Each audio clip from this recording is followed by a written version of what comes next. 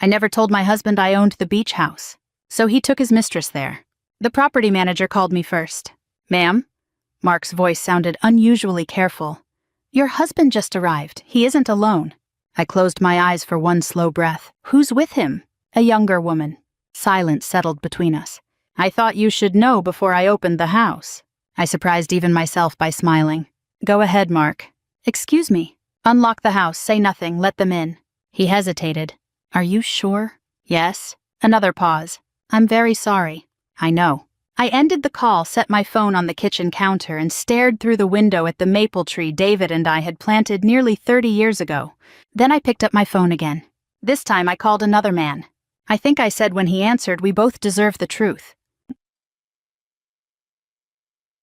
"My name is Evelyn Harper. I'm 62 years old, a retired CPA, and until that Thursday afternoon, I believed I'd already experienced every kind of disappointment marriage could offer. David and I had been married for 34 years. Long enough to raise our daughter. Long enough to bury both our parents. Long enough to know each other's coffee orders without asking. Or so I thought. People imagine marriages fall apart with dramatic arguments or spectacular betrayals. Sometimes they do. More often they fade quietly. One conversation at a time. One canceled dinner. One business trip. One unanswered question.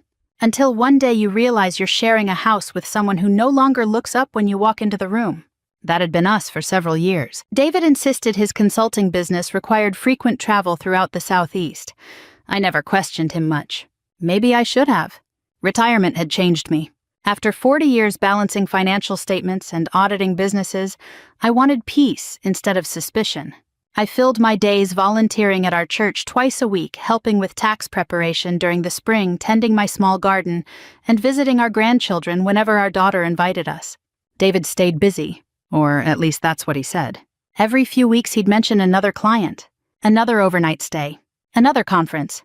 I accepted his explanations because trust had become habit, not because he'd earned it lately. Looking back, I can see how loneliness quietly disguises itself as routine. About 6 weeks before Mark's phone call, something shifted. David left his phone charging in the kitchen while he showered. The screen lit up. A message appeared. "Can't wait until the beach again." I wasn't searching for evidence. The evidence simply found me. I didn't open the message. I didn't scroll through his phone. After 4 decades handling confidential financial records, I'd learned something important. If someone is hiding the truth, eventually they make mistakes all by themselves. Instead, I quietly wrote down the unfamiliar number before the screen went dark. That evening, curiosity overcame me. I searched the number online. Nothing. Then I searched social media. Eventually, I found her. Her name was Lauren. She looked to be in her early 40s. Bright smile. Blonde hair. Photographs from charity dinners. Pictures at wine tastings. Weekend boating trips. And one family portrait. Standing beside a gray-haired man wearing a retired Firefighters Association polo shirt. Caption: 40 wonderful years together. His name was Michael. I remember staring at that picture much longer than I intended. There wasn't anything remarkable about them. They looked like every respectable American couple nearing retirement. Just like David and me. Except one difference. He had no idea. I clicked through several public posts. There it was again. His business profile. A phone number. I copied it into my contacts. Then I did absolutely nothing. For weeks. I kept hoping I'd never need it. Oh, the beach house wasn't just another property. It had been my grandfather's pride. He bought it decades before the Outer Banks became crowded with vacation rentals. As a little girl, I spent nearly every summer there. He taught me how tides changed twice a day. How storms always passed eventually. How houses near the ocean survived because they bent with the wind instead of fighting it. When he died, he left the house to me alone. Not to David, not to both of us, to me. My attorney carefully prepared every document. The deed remained solely in my name. The property taxes came directly to me. The insurance, the maintenance, everything. David knew I'd inherited it. He simply assumed ownership had eventually been folded into our broader family finances. He never asked. I never corrected him. It wasn't secrecy. It just never seemed important. Until it became everything. Mark had managed the property for 15 years. He wasn't just reliable. He cared. He knew every contractor, every neighbor, every cracked porch board that needed replacing after hurricane season. More importantly, he knew exactly who legally owned the house. That's why he'd called me instead of pretending he hadn't noticed. After ending my conversation with Mark, I walked upstairs and changed clothes, not because appearance mattered, because routine steadied my hands. I folded yesterday's sweater, brushed my hair, locked the front door. Then I sat inside my car without starting it. The phone rested in my lap. Michael's number waited on the screen. I wondered what kind of wife calls another woman's husband. There isn't a handbook for moments like that. Only conscience. Finally, I pressed call. He answered on the third ring. "This is Michael." His voice sounded calm, friendly. Retirement had softened it. "Mr. Collins?" "Yes. My name is Evelyn Harper." A brief silence. "I don't believe we've met." "No." Another pause. "But I think we both deserve the truth." I heard him inhale. "I'm sorry." "My husband is with your wife." "Nothing." Then quietly, "What are you saying?" "They're together." "No." "I wish I were wrong." "You have proof." "Yes." He didn't interrupt again. I explained about the messages, the photographs I'd quietly taken after following David one afternoon several weeks earlier, the dates, the trips, the beach house. When I finished, he spoke so softly I almost couldn't hear him. "How long?" "I don't know." Another long silence. Finally, he asked, "Where are you?" I told him. "I'll meet you." "There's no need to rush." "Yes," he answered, "there is." 25 minutes later, Michael climbed into the passenger seat of my SUV outside a small coffee shop halfway between our homes. He looked older than his online photographs, broad shoulders, kind eyes. The posture of someone who had spent years carrying heavy things without complaining. He held a worn baseball cap in both hands. Neither of us knew what to say. I handed him a folder. Inside were printed photographs, phone records, dates I'd quietly documented after my suspicions began. He looked through only the first few pages before closing it again. His eyes stayed fixed on the dashboard. I kept telling myself she was spending more time with her sister. I nodded. I kept believing consulting trips. Neither of us cried. Some grief arrives too quietly for tears. I started the engine. The drive east felt longer than it really was. Miles of marshland rolled past beneath an endless Carolina sky. The closer we came to the coast, the quieter we became. Neither of us said another word. Then the beach house came into view. Michael kept staring through the windshield long after I parked. The Atlantic shimmered beyond the dunes, calm and almost indifferent to the lives unraveling just a few hundred yards away. Neither of us reached for the door handle. I never imagined he finally said that I'd be sitting in a stranger's car on a Thursday afternoon preparing to meet the man my wife chose over me. His voice wasn't angry. It was tired. The kind of tired that settles into a person after decades of putting everyone else first. "I didn't imagine this either," I answered. He nodded once. "I suppose nobody does." For another minute we simply listened to the wind moving through the sea oats. The beach house stood exactly as my grandfather had left it years ago, except for fresh paint and a newer roof. White cedar shingles, blue shutters, a wraparound porch that had held birthdays, anniversaries, and countless family dinners. Today it looked like a witness, not a home. Michael finally opened the folder again. "I need to see it." I understood. Some truths require more than words. He studied every photograph carefully. One showed David helping Lauren into his SUV outside a restaurant in Wilmington. Another showed them walking hand in hand along a shopping district. There were dates written neatly beneath each picture. No dramatic detective work, just ordinary moments, ordinary lies. Michael reached the phone records. "I recognize this number." He swallowed. "She said it belonged to one of the women from her book club." I didn't answer. There was nothing left to explain. He turned another page. The reservations? Hotel receipts I'd quietly matched with David's supposed consulting trips. Gas purchases. Weekend absences. Each piece alone meant little. Together they formed a story neither of us wanted to read. He closed the folder. "I've spent 40 years believing my wife would never do this. I know. She always told me honesty was the one thing a marriage couldn't survive without. So did David." Michael leaned back in his seat. Funny how people teach lessons they don't follow. We eventually stepped out of the SUV. The salty breeze carried the familiar scent of the ocean. For a brief moment I remembered my grandfather standing on this same porch with a coffee mug every sunrise. He used to tell me the ocean revealed people's character. "You can't order the tide around," he'd laugh. "You learn patience or the sea teaches it for you." I wished he were there now. Not to fix anything, just to remind me that storms always pass. Mark appeared quietly from the side gate. He had probably been watching for us.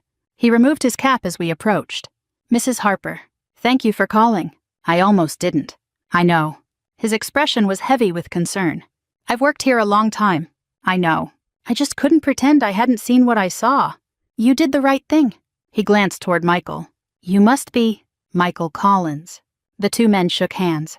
No introductions were really necessary. Mark looked toward the upstairs windows. "They've been here about 30 minutes. Have they seen you?" "No. I told them I'd unlocked the place earlier this morning." "Good." He hesitated. "Would you still like to go through the back entrance?" "Yes." He unlocked the rear door without another word. Before leaving us, he quietly said, "If you need anything, I'll be outside." Then he disappeared. The house felt exactly the way memory preserved it. Cool hardwood floors, soft cream-colored walls, the faint scent of lemon polish mixed with ocean air. Every room held echoes of another lifetime.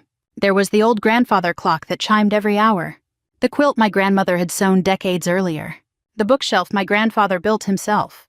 Nothing had changed, except me. I slowly ran my fingertips across the dining table. "So many Thanksgivings," I whispered. Michael remained respectfully behind me. "I can tell this place means something.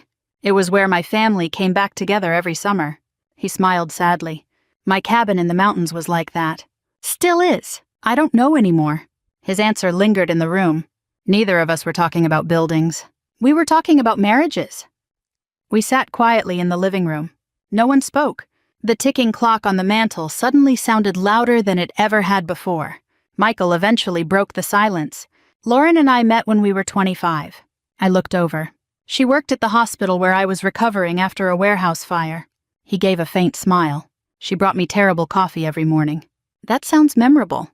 "It was awful." We both laughed softly. The first genuine sound either of us had made all afternoon. "She apologized every day," he continued. "So I married her." I smiled despite everything. "She always remembered birthdays." "She did." "Yes. She never forgot mine." His voice grew quieter. "Until this year." I knew exactly what he meant. "It starts with little things." "Yes." She stopped asking about my day. David stopped telling me about his. She bought new clothes. David started buying expensive cologne. Michael looked at me. "Did you convince yourself none of it mattered?" "Every single time." So did I. There was strange comfort in hearing another person admit the same mistake. Not because either of us had failed. Because trust naturally assumes the best. That's what healthy people do. We don't spend decades expecting betrayal. We spend decades believing promises. Michael rested his elbows on his knees. "Can I ask you something?" "Of course." "If we walk upstairs right now, what do you hope happens?" I thought carefully before answering. "I don't want revenge." "You don't?" "No. I want the lies to stop." He nodded slowly. "I've been a firefighter for 36 years. I read that. You learn something after enough emergency calls." "What?" "Panic makes everything worse." I smiled faintly. My grandfather used to say almost the same thing. Michael looked toward the staircase. "No yelling." "No violence." "Absolutely not. No trying to embarrass them." I shook my head. "The truth will do enough." He stood first. "So that's our plan." "Yes. The truth. Nothing more. Nothing less." So, as we waited, my eyes wandered across the photographs decorating the mantel. There was one of David holding our daughter on this very porch when she was 5 years old. Another of my grandparents dancing barefoot in the sand.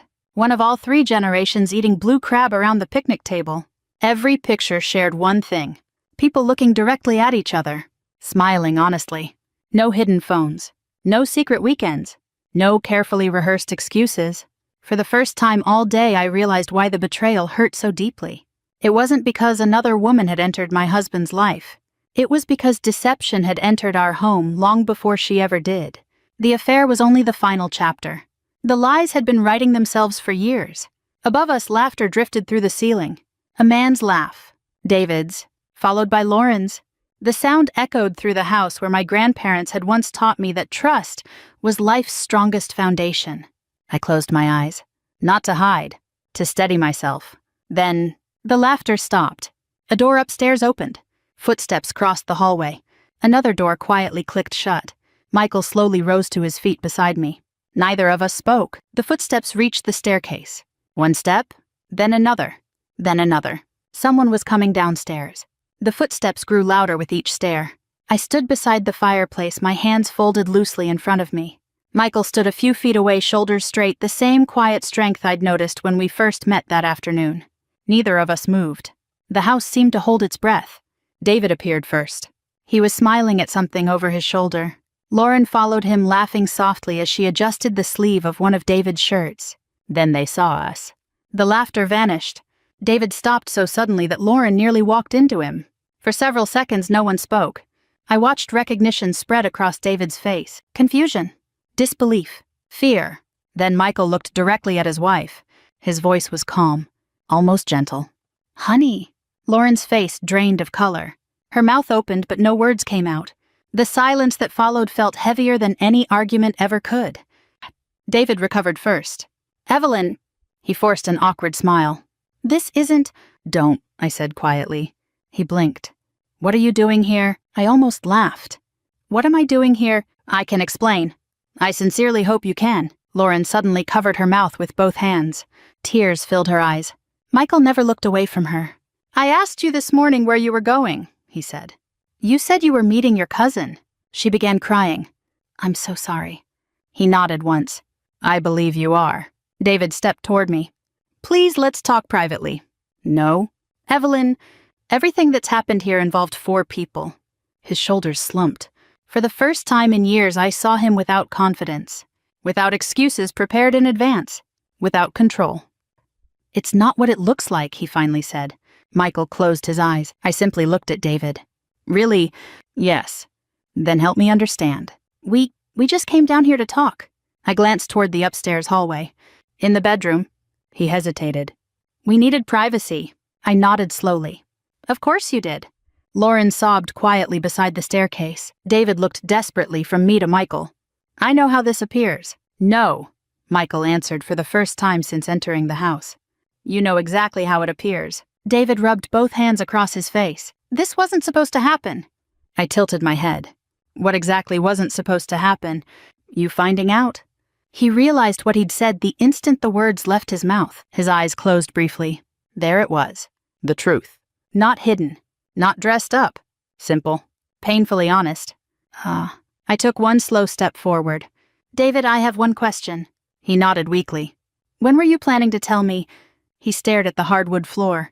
No rehearsed speech." Silence. "No clever explanation." He swallowed. "I don't know. I believe that." Another long pause settled over the room. Outside waves rolled steadily onto the shore. The ocean kept moving, completely indifferent to human promises. David suddenly looked around the living room. Then his expression changed. Confusion replaced panic. "Wait," he frowned. "How did you even get in here?" I didn't answer immediately. He looked toward the kitchen, then toward the back hallway. "Did Mark let you inside?" "Yes." He had no right. I almost smiled. "No right." "This is our house." I held his gaze. "No." He frowned. "What? This isn't our house." He looked genuinely puzzled. "What are you talking about?" "It's my house." He laughed nervously. "Evelyn, now isn't the time." "I agree. So stop saying ridiculous things." "I'm not. Our family owns this place." "My family did." "Exactly. And now I do." His forehead wrinkled. "No, we do." I quietly walked to the antique writing desk near the window. Earlier, before Michael and I waited in the living room, I'd placed a large envelope there. I picked it up, removed several neatly organized documents, then handed them to David. He glanced at the first page. His face remained blank. Then he looked closer. His eyes began moving faster. He turned another page, then another. Certified deed. County property records. Inheritance documents. Tax records. Every page carried my name. Only my name. "This." He looked up. "This can't be right." "It is." "No." He shook his head repeatedly. "I've paid for repairs. From our household account. I helped maintain it. You enjoyed it." "We always called it ours." "I know." He stared again at the deed. I know what you thought." "You never corrected me." "You never asked." The room fell silent again. Michael slowly walked closer. He glanced briefly at the paperwork, then back at me. "You've owned this house all these years. Since my grandfather passed away, and David never knew. He knew I inherited it. But not that it remained yours alone." I nodded. "My attorney advised me never to change the title unless I truly wanted to." David looked almost offended. "You didn't trust me," I answered honestly. "It wasn't about trust." "What was it?" "It simply never became necessary." I paused. "Until today." Lauren quietly wiped her face. I didn't know. No one answered. She looked at me. I swear, I didn't know this was your family's house. I believed her. It didn't change anything. Michael finally spoke. Lauren? She looked toward him. I'm going outside. She took one hesitant step after him. Michael, please. He raised one hand gently, not in anger, only to stop her. I need a few minutes. Then he walked through the front door onto the porch. Lauren hesitated. She looked back at David, then at me. Finally, she followed her husband outside. The screen door closed softly behind them. Their voices disappeared into the wind. Now only David and I remained inside. 34 years of marriage stood quietly between us. He sat heavily in one of my grandfather's old wooden chairs. I've destroyed everything. His voice barely carried across the room. I remained standing. I don't know why I did this. Maybe because you thought you'd never have to explain it. He looked up. I never meant to hurt you. No one wakes up planning to betray a spouse. He nodded slowly. He searched for words. Kept happening. I finished the sentence for him. Because every time you lied and nothing happened, he lowered his eyes. It became easier to lie again, he whispered. Yes, neither of us cried. There comes a point when grief becomes too deep for tears. It simply settles quietly into your bones. David looked around the living room. The family photographs, the old clock, the quilts, the porch visible through the windows. I always loved this place. I know. I never respected what it represented. I didn't answer, because he already knew. The house had never been about the beach, or vacations, or property values. It had always been about trust. My grandfather built a home where family could always return. David had turned it into the one place where honesty no longer lived. He covered his face with both hands. When he finally looked up again, his eyes were red. I've made the biggest mistake of my life. This time, I believed him. The drive home felt longer than any road I'd ever traveled. David followed behind me in his own car. Neither of us turned on the radio. Neither of us called our daughter. There was nothing either of us could say that would make the truth easier to hear. When we reached the house, David carried in a small overnight bag he had packed for the beach. He set it by the front door and looked around our living room as though he were seeing it for the first time.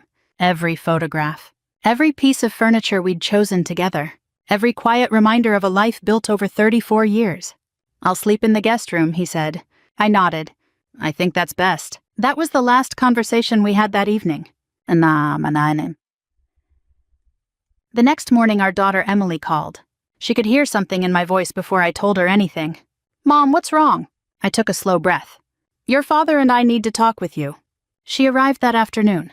40 years old now, married with children of her own, she still carried the same determined expression she'd worn as a little girl whenever she sensed trouble. David sat across from me in the family room.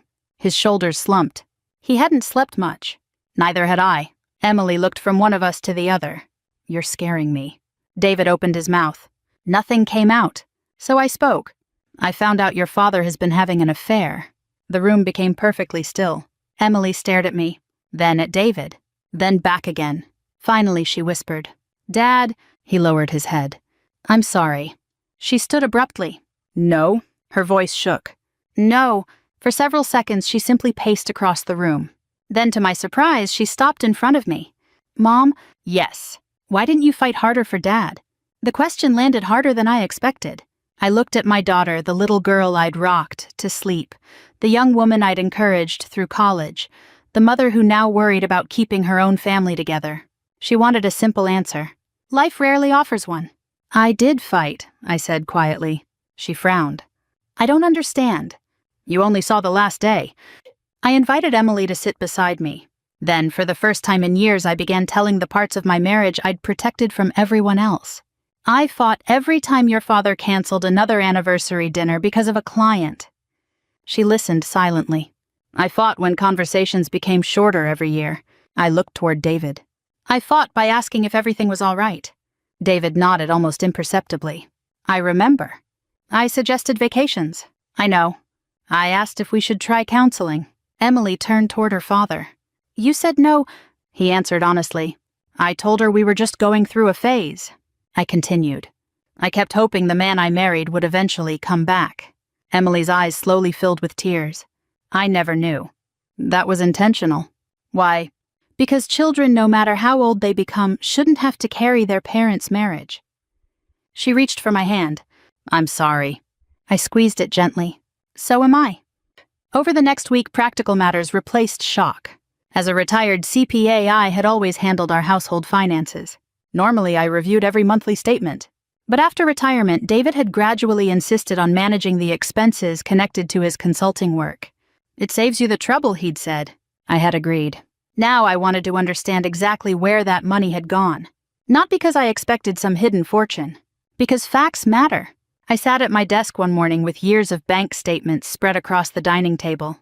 David joined me without being asked. I'll answer whatever questions you have. I appreciate that. There were no secret offshore accounts. No hidden real estate. Nothing dramatic. What I found was somehow sadder. Expensive dinners. Weekend hotel stays.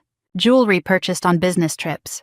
Flowers delivered to unfamiliar addresses. Airline tickets. Concerts. Small gifts. Thousands of dollars. Not enough to ruin us financially. Enough to reveal priorities. I quietly added the totals. David watched me. I kept telling myself I'd stop. But you didn't. No, you kept choosing again. He closed his eyes. Yes, the affair hadn't been built on one terrible decision. It had been built on hundreds of ordinary ones. One dinner, one text message, one excuse, one lie. Repeated until deception became routine. A few days later, Michael called. His voice sounded calmer than when we'd first met. I thought you should know. I stepped onto my back porch. How are you? I've moved into my brother's guest house. I'm sorry. So am I. He paused. Lauren admitted everything. I leaned against the porch railing. Was there anything left to admit? Not really. Another silence. We've decided to separate. I felt no satisfaction hearing those words. Only sadness. I'm sorry it came to this. So am I. He sighed. But I'd rather live with painful truth than comfortable lies. I understand. I wanted to thank you. For what? For making that phone call. I looked out across my garden. It was the hardest phone call I've ever made. I know. If our situations had been reversed. I smiled sadly. I hope you'd have called me too. I would have. When we ended the conversation, I realized something unexpected. Michael and I had entered each other's lives because of betrayal. Yet the only thing we'd given each other was honesty. David asked if we could see a marriage counselor. I'll go, I told him. Hope briefly crossed his face. But not because I've decided to stay. His expression fell again. I understand. Our counselor was an older woman with decades of experience. She listened far more than she spoke. After hearing both of us describe the past several years, she folded her hands thoughtfully. People often think trust disappears in a single moment, she said. It usually doesn't. David looked down. She continued. Trust erodes through repeated choices. She turned toward him. Every lie teaches the next lie to become easier. Then she looked at me. And silence can also become a choice. I nodded slowly.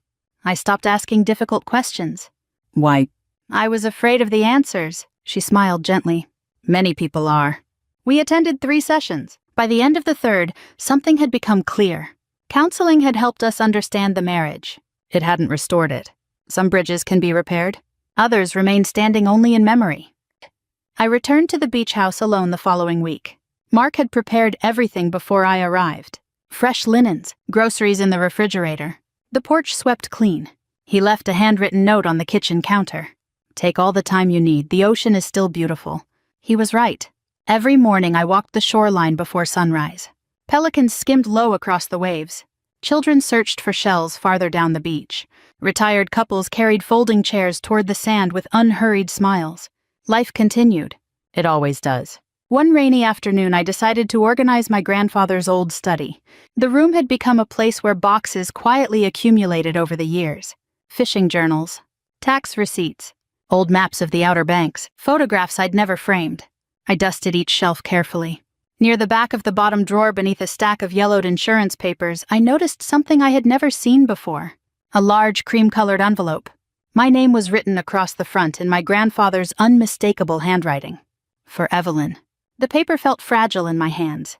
The seal had never been broken. I sat slowly in his old leather chair. Outside, the rain tapped gently against the windows. Inside, my heart began to race. I slipped one finger beneath the flap. I held the envelope for several moments before opening it. My grandfather had been gone for nearly 18 years, yet there I was sitting in his old leather chair feeling like a little girl again. Outside rain drifted across the windows overlooking the Atlantic. Inside everything was still. The handwriting on the envelope was unmistakably his steady, careful, and confident. For a brief second I wondered why I had never found it before. Then I remembered. I'd never really searched this room. After his funeral I couldn't bear spending much time here.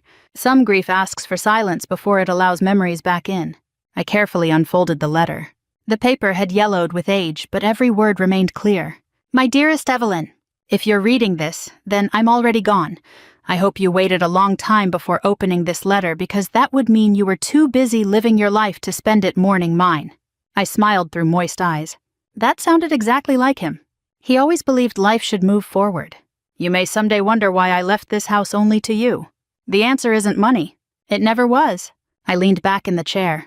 For years I had quietly assumed he simply wanted me to have the place because I'd spent so many summers with him. Apparently there was more. I've watched you since you were a little girl. You returned borrowed toys even when nobody would have noticed. You admitted mistakes before anyone asked. You always believed that character mattered when no one was watching. That's why this house belongs to you. Not because you're perfect. Because you try to be honest.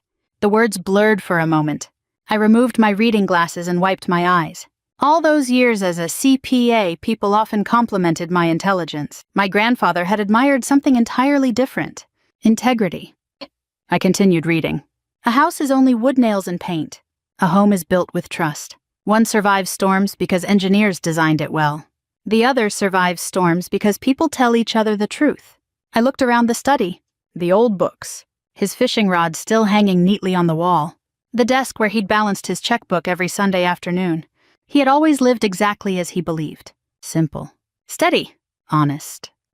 Near the bottom of the final page, one paragraph seemed almost as though it had been written specifically for the season of life I was now living.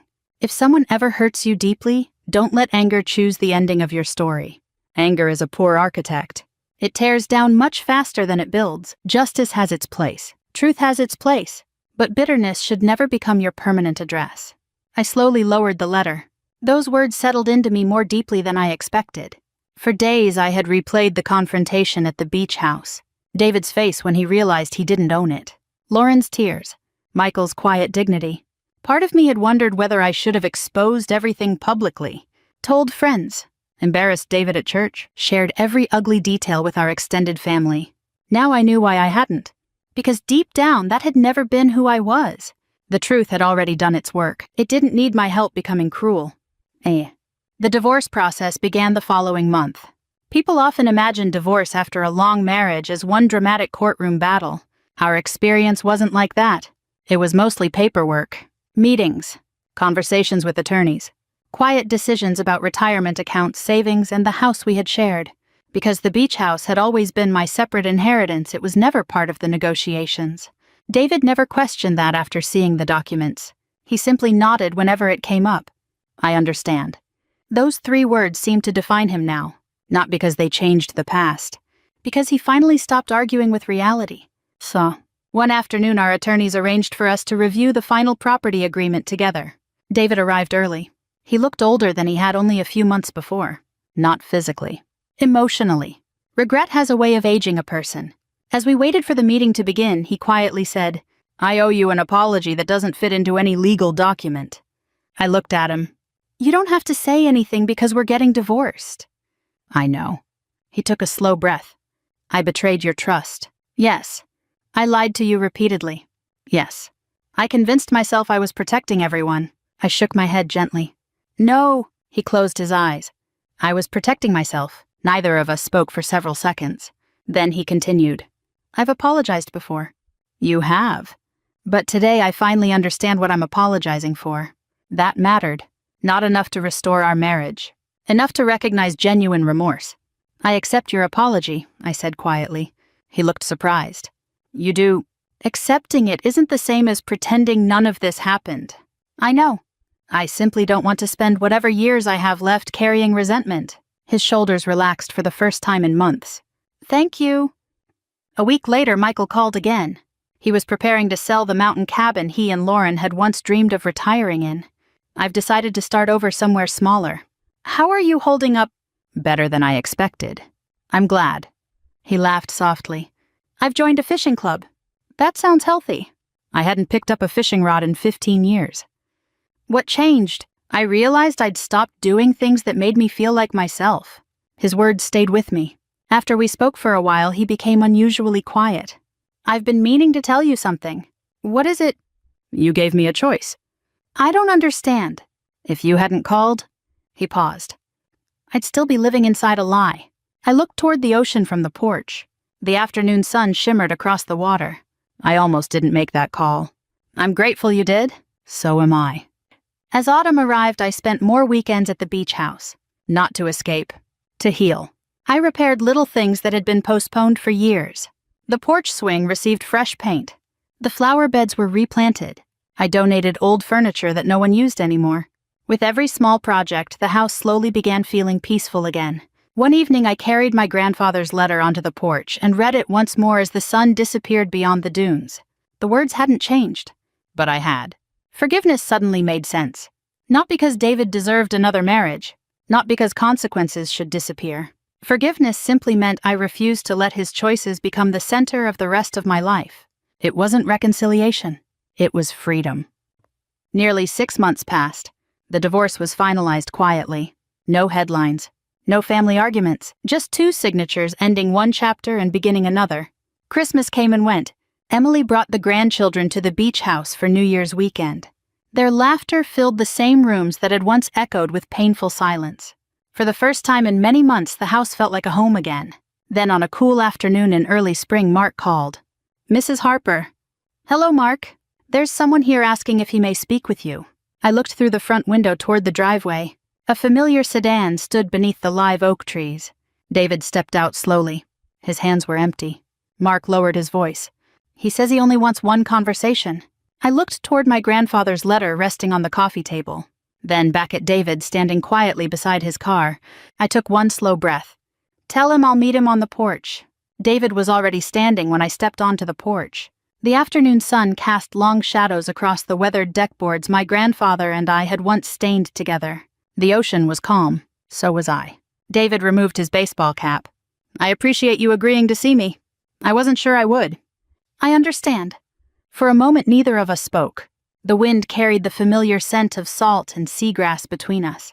It felt strangely appropriate that our final conversation would happen here.